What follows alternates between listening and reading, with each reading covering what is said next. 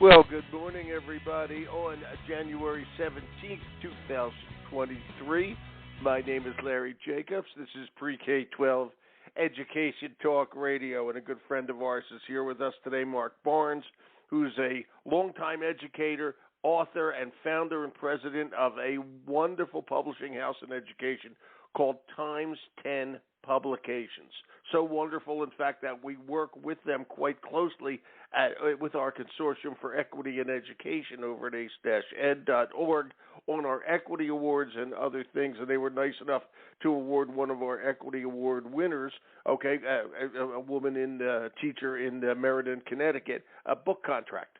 Okay, it's really great. Mark's going to tell us all about all the work he does at Times 10 Publications, all the work he does with the Hack Learning series, okay, what it's all about, how we started, and how we're working together, okay, on all things with education, especially about teachers burning out.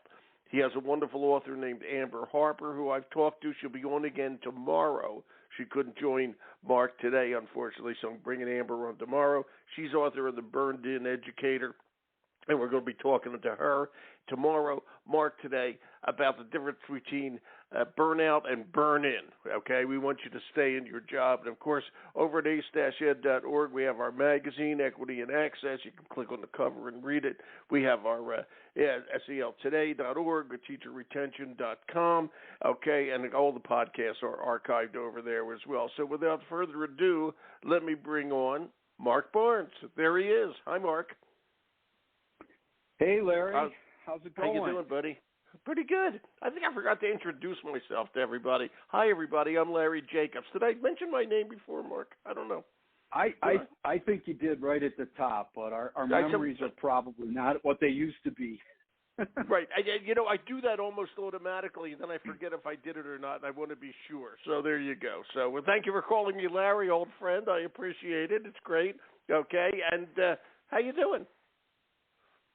Hey, I could not be better right now, Larry. It's a beautiful day in Northeast Ohio. We've got 50 degrees in January. Woo! I mean, it's coming my way that, tomorrow, right? then. Right. Well, good. That's it. Good. Yes. Okay. Is it really 50 out there?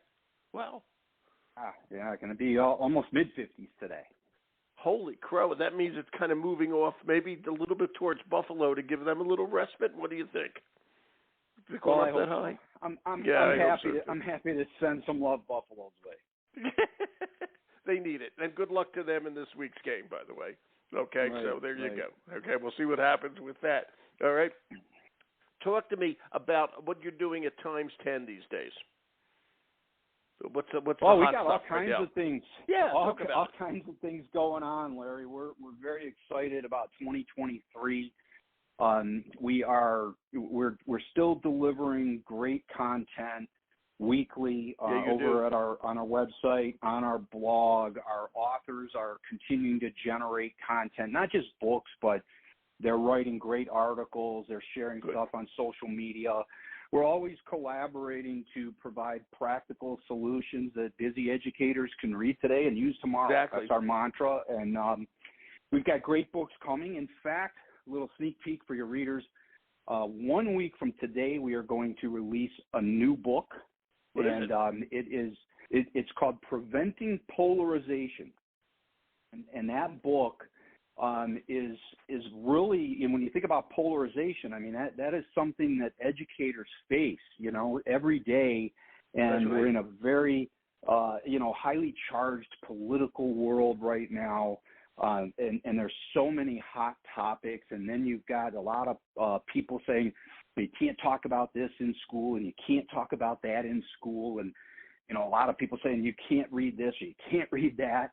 And we've got two great authors, Michelle Blanchett and Brian Dieters, and they have worked in the social studies world, the civics world for many years, and they have tackled what is a really tough topic. How do teachers today talk about polarizing topics, and how do they get kids to look at them and to sort through all of the information and find what's right and become critical thinkers? So it's Preventing Polarization. 1 week from today, people will be able to find it. Can you do me a favor? I would love to get them both on the show together. Can we get them on a future show? Can you help me with that? Absolutely. Yeah, absolutely. Okay. I will. I'll send an email and introduce you to Michelle and Thank Brian. you. Do it today, please. And, we'll get it together. Yeah, I will. That's a great hey, topic. One week from today, I want to remind your listeners, Larry, 1 week from today, we're going to launch Preventing Polarization.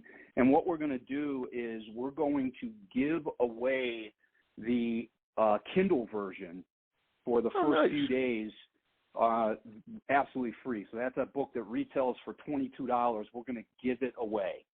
So hopefully people will bookmark this and say, hey, 1 week from today, I'm going to go grab that book for free. And then, of course, people are going to want the paperbacks too, I'm sure. But of course, we're very excited about that. Where will that? Should I tell people to go to 10publications.com? How do we do this? Yes. No, that's the best thing to do. We always start there. We have a very user-friendly website. At the top menu, whether you're on your laptop or you're on your mobile device, right at the top, you can click on books and you can find everything we've got, and you'll find Preventing Polarization, and it'll direct you right where to go to get that free book next week. I just and we're going to give away. We're going to give away. Just click those books. Give away up to 1,000 copies. Please, okay, everybody. Yeah, that's good. 10, the number 10publications. Okay, .com. That's Mark's times 10 publications website. 10publications.com. That's great, and I'm going to hold you to it to get those two authors' names to me, and we'll get in touch and we'll set up a show. Sound good? You're going to get it. You're going to get an email today, Larry. I better, or I'll be flying to Ohio to just hit you on the head with a rubber gasket or something. Okay, I really want to do that show. Okay, and it's so key. By the way, this is interesting. You might be interested in this.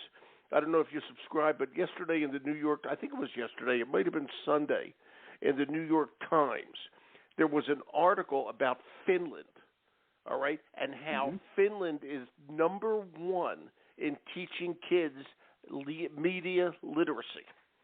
How to sort through all the crap. Okay? Yeah, well, and that's important. It's really an interesting article. So that's why it's timely with what the book is about. It's great. Yeah, absolutely. We have to be better, and that's something we're passionate about at Times 10 Publications. We said we really have to help kids sort through all of the abundance of information, and this book, Preventing Polarization, is going to do it. Preventing Polarization, and that's really great. And I love doing stuff with social studies, but that goes way beyond social studies. Okay, we have got to do something about this, and it falls on the schools. It really does fall on the schools to teach this. And, that brings up an interesting point. We're going to get into burned-in teachers and all that sort of thing, but it brings up an interesting point. Education is changing, okay? For sure. Yeah, by the way, that's nothing new. That's not that profound, everybody, but I just wanted to use it as an opening line there. Okay, education is changing, and we have to be really well aware of what we need to teach kids today. Okay, everybody knows about that Chat GPT, that Autobot that now writes essays for you in college entrance essays and your doctoral thesis at the push of a button. Okay, well, since they can do that, we have to make sure schools are changing. Everything's changing out there. Okay, and the traditional way of education and the traditional things we taught have to change. All right, and that's why this Preventing Polarization is such a timely thing. I really think it's great, Mark. Okay, I really do. I'm not that articulate this morning, but I really believe this is really key stuff as we really look at the kids we're teaching and what they need to be taught. Things have to change. I remember I tell this line to Bob Dylan, the times they are changing, and he stole that from me, Mark. He stole that from me. Okay, so wow, we have to give credit where it's due. Yeah, it's about time. I kept that a secret all these years. I said, Bob, try this. Okay, and he did. Look where it got him, for goodness sake. So, times are changing. I don't think I'm that profound this morning, Mark. I don't know. My profoundness is down today. Okay, so I'm going to let you be profound. All right. Amber's going to be on tomorrow. Go ahead, please. I appreciate that. Speak. I'll be profound. Hey, with preventing polarization and what you're saying about traditional education is changing, the times are changing, And the key to this too is don't steal my line. I get a we want royalty. to talk. Yeah. Right. We want to talk a little bit about teacher burnout today. And one of the things segue. I think that teachers struggle with so many things, but then when you add in the stuff we just talked about briefly with preventing polarization, it's one more thing. And, I think that's the issue here with burnout is we are piling on teachers. And it isn't, I'm not blaming people like administrators or anything like that. I just think that we're piling on because education has changed so much. I would agree with you, and we're asking teachers to do things that they're not familiar with. Okay, most people went into it one way, and now all of a sudden the pandemic forced this change. Okay, I do believe it was changing all along. Okay, but the kids have changed, et cetera, et cetera. Okay, and when everything changes from under you, okay, you have to move with the change. Okay, and it's very hard to do. And I'll say it again, preventing polarization, this is what we're up against right now. Okay, this is what we are up against. All right, we have to learn how to teach that. Okay, it's just that important. We have to know what these kids need and teach them. Okay, they can get the information. I'm talking to an old social studies here.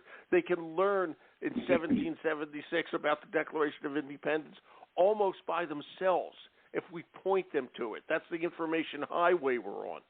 Okay, they don't need us to tell them that, but they need us to tell them how to understand that and what to look for as they're reading it. Okay, it's very, very interesting, and if we don't do that, okay, it's going to lead to frustration for teachers, okay, because the kids aren't going to react the right way, and as teachers get frustrated, okay, there's more and more burnout out there. It's just brutal. And to talk about that's just your point of view, and you're the one who found Amber. You're the one who published her book. Okay, all about teacher burnout, hacking teacher burnout. Talk about all this. The burned-in teacher. Talk about all this. Okay, what put you on this topic? Okay. Well, I'll tell you, Larry, we were struggling with burnout before a pandemic, and it was some of the things we were talking about were big problems that were just overwhelming teachers. Class sizes were getting bigger. Oftentimes it comes back to budgetary issues. There's cutbacks, and class sizes got bigger, and professional learning got less. Resources became fewer, and suddenly teachers are like, wow, how do I do this? Then the pandemic comes, and now you're asking teachers who are already starting to feel burned out, you're asking them to do things that they've never done before. That's one thing that was so many people didn't realize when 2020 came around. We started asking teachers to teach online. We started asking teachers then to go to some hybrid model, maybe do a little bit of online teaching and do some in the classroom. And it was like, wow, how do I do this? Because I've never done it before.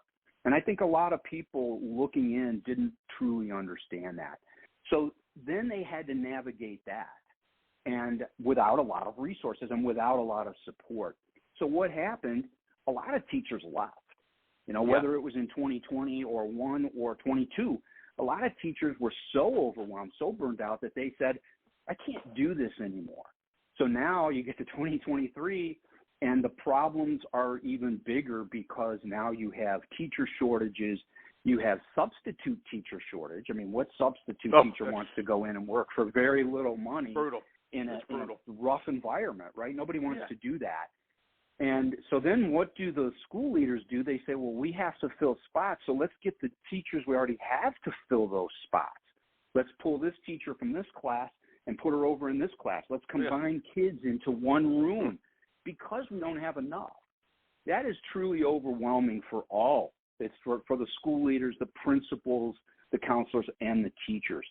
So we're dealing with more burnout, I think, right now than maybe we ever have. And we need help, and that's what got me to hacking teacher burnout. And as I said, right when burnout started, I found Amber Harper, who was already doing the work. She was already doing the work.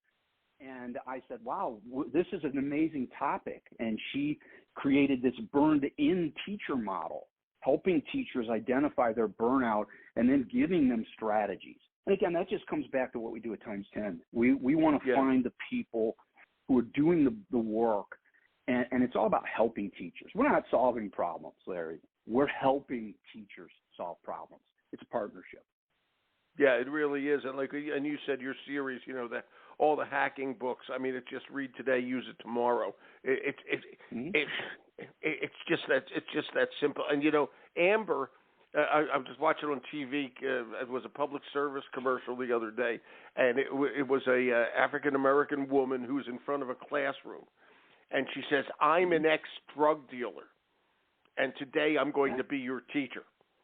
And boy, does that grab these kids' attention in the commercial, okay? Right. And the whole point of it is that she's going to teach them to be very aware of drugs, okay? And Amber, by her own admission, she's been on the show before. Amber had terrible burnout, okay? Mm-hmm. She had enough, but she began to self-realize what the heck was going on out there, and started to use what happened to her as burnout, okay, as a strength to make her a better teacher. Okay, that's really basically Amber's story. We'll talk more about with that tomorrow, but it's brutal out there, and it's not only brutal for the teachers, and you brought this up, Mark. Okay, it's brutal for the administrators and the school districts. They can't find the people. So because there's not enough people becoming teachers, not enough people who want to be substitutes. All right. So the windup of it is they start to bring in people that just don't work. It becomes a vicious cycle. Okay, and it's really a mess. So the point is, okay, and this is why we have our website, which is called teacher-retention.com, which, by the way, I must remind you, I wanted to get some information from you because we need to put all the stuff about Amber up there. Okay, we got to get that going. We talked about it last time. Yeah, we didn't do it. But we got to make sure that we retain teachers. Okay, if we lose the teachers we have, there's nobody to replace them. Okay, or very few people to replace them. Okay, as I mentioned before in my world famous quote, the times they are changing. Okay, and teaching is harder now than ever. The typical schlep off the street can't do it. Okay, you need somebody who's trained to do it. Okay, and that's where we are right now.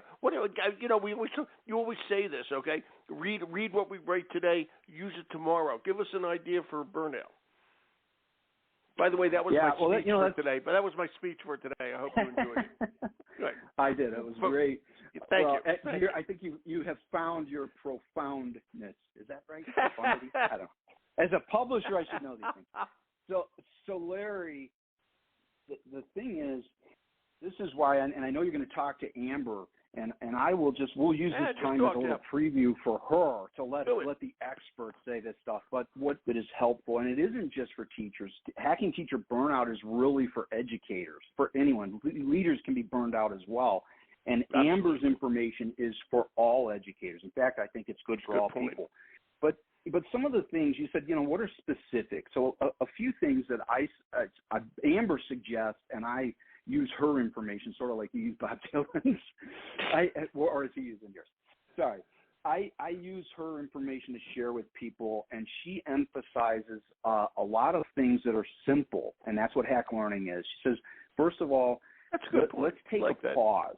Let's take a pause, and let's reflect.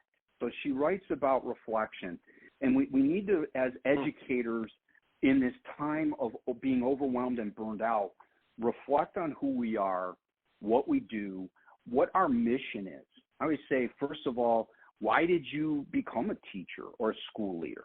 Let's think about that, because for many people it's been 5 years, 10 years, 20 years. Let's think about that. And I think when people take that pause and they reflect, they come back to a place where they feel good about themselves. Well, I got in it to help kids, to solve problems, to make kids better, to make society better. And suddenly you start to feel a little joy. And even in your most burned out moment, I think when you reflect on that mission And Amber writes a whole chapter about this in Hacking Teacher Burnout, and she can talk to you more about it and your listeners tomorrow.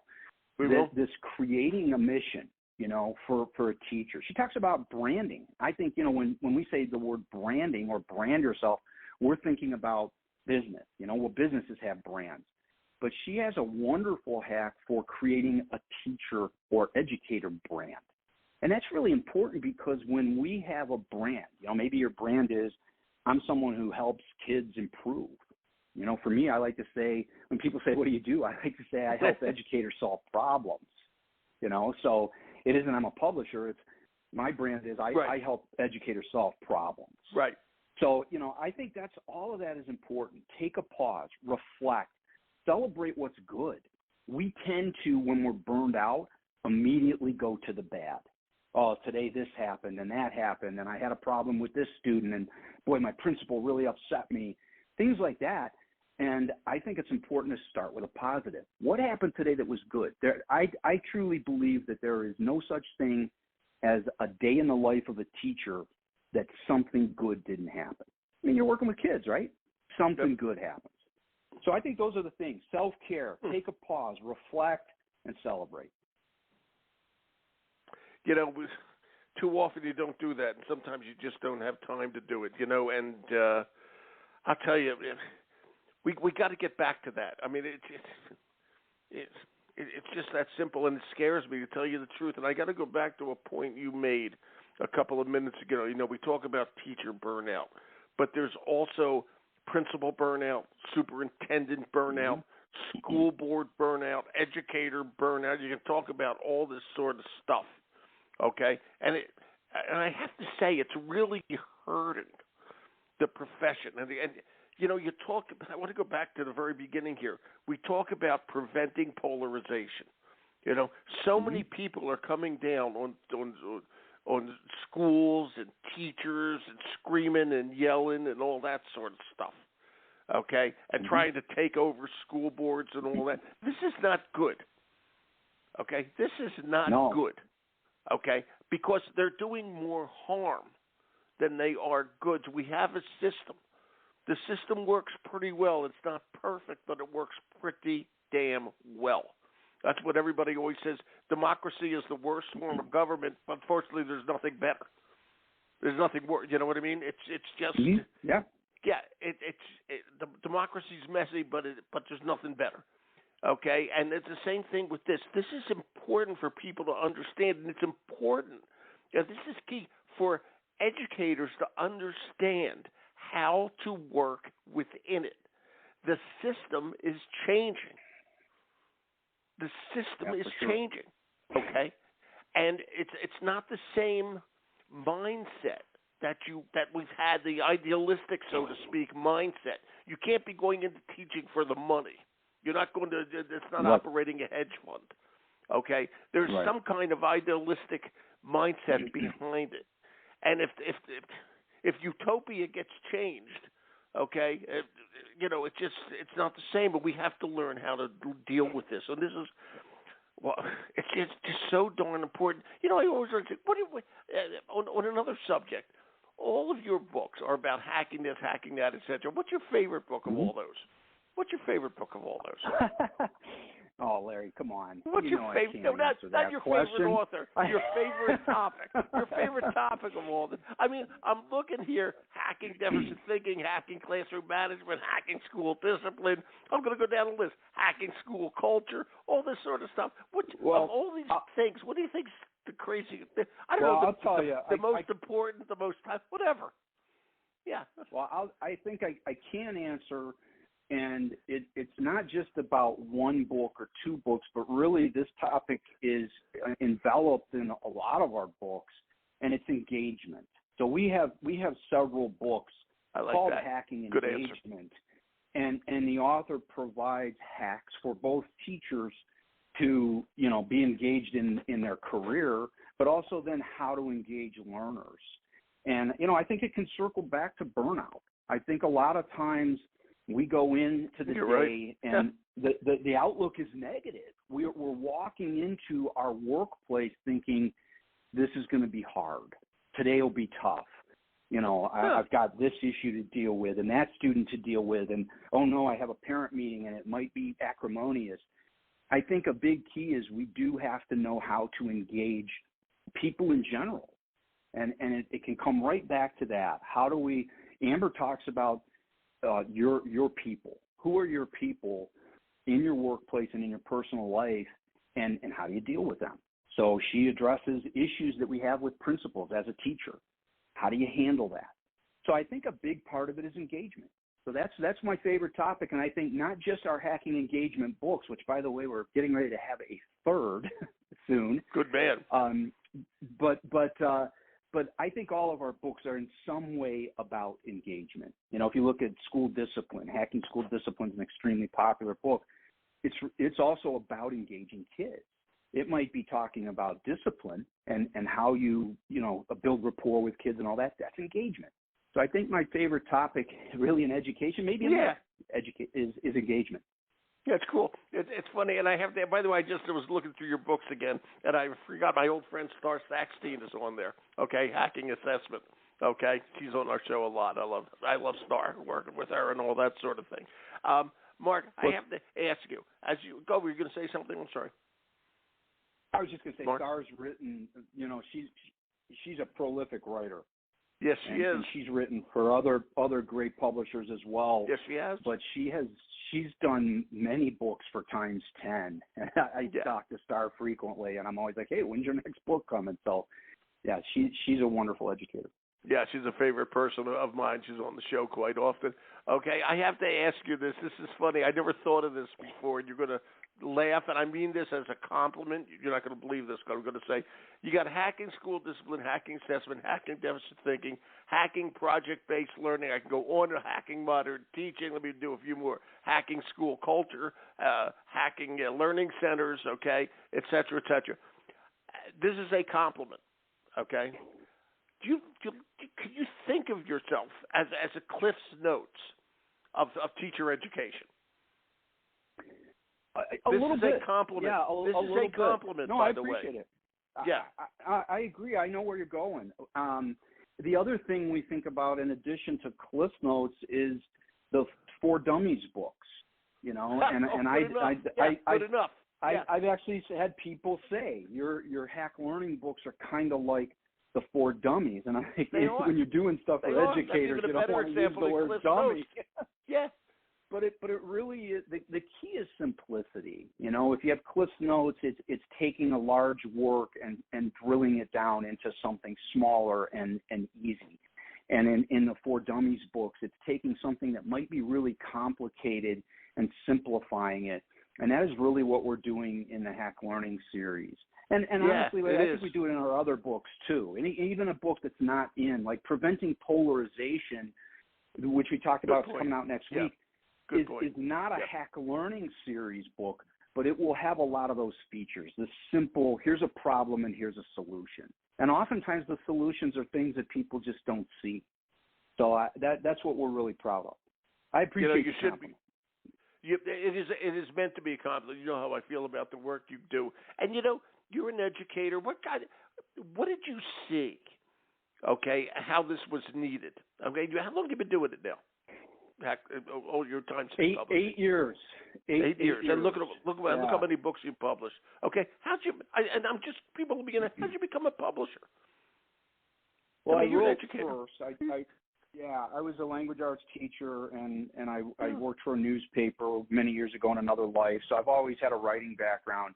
And after writing some books, I had an idea for a book that people seemed interested in based on a blog post I had written many years ago, and it was about solving problems, making some big problems easy.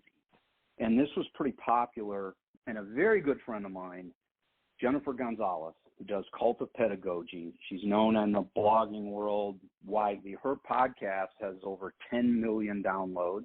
Wow. Cult of Pedagogy.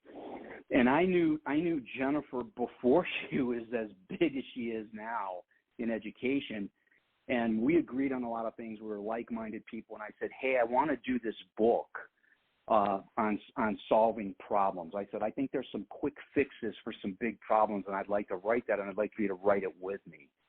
And honestly, she said, what's it going to be called? And I said, I'm toying around with the idea of hacking education.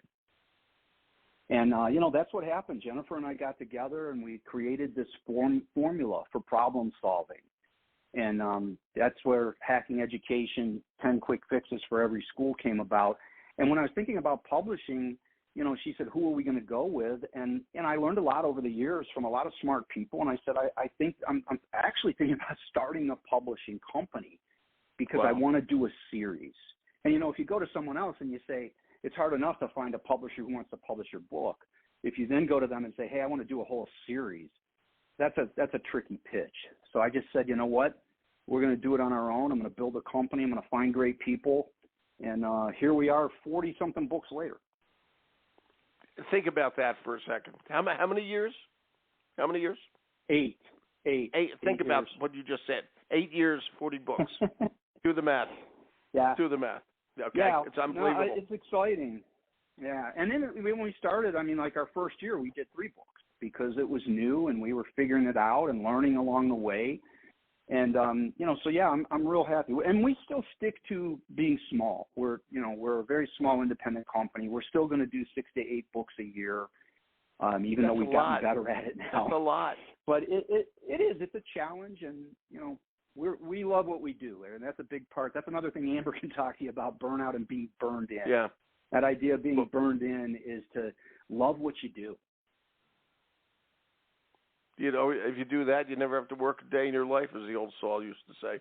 You love what you do. I was just going to say it, Larry. You beat me to it. Great minds think alike. Because I say that all the time. I tell my kids that. I said, no matter what you do, they're just now in college age. And I say, I don't care what you do. Just make sure you love it. Because if you love what you do, you never work a day. Yeah, that's true. I was trying to figure out what my son does because he's going on a 3-week vacation, him and his wife, to Ecuador. I'm taking care of the dog. How come that never happens to me, Mark? What's going on with this? Okay, these kids, I don't get it. Okay, unbelievable. Unbelievable. I'm looking at Preventing Polarization, 50 Strategies for Teaching Kids about Empathy, Politics, and Civic Responsibility. And I really can't wait to meet Michelle and Brian on this. Okay, this is really Well, I'm going to send that email. I'm going to send you. Yeah, you are going to do it. That's your homework for this morning. And you That's can your homework get them for on. this morning. I'm going to get on it. Yeah, and let's get you involved. Again, let's get you involved more. As I said this last time, we never did it. Into our website, teacherretention.com, because all the things that you do with all your books lend themselves to retaining teachers.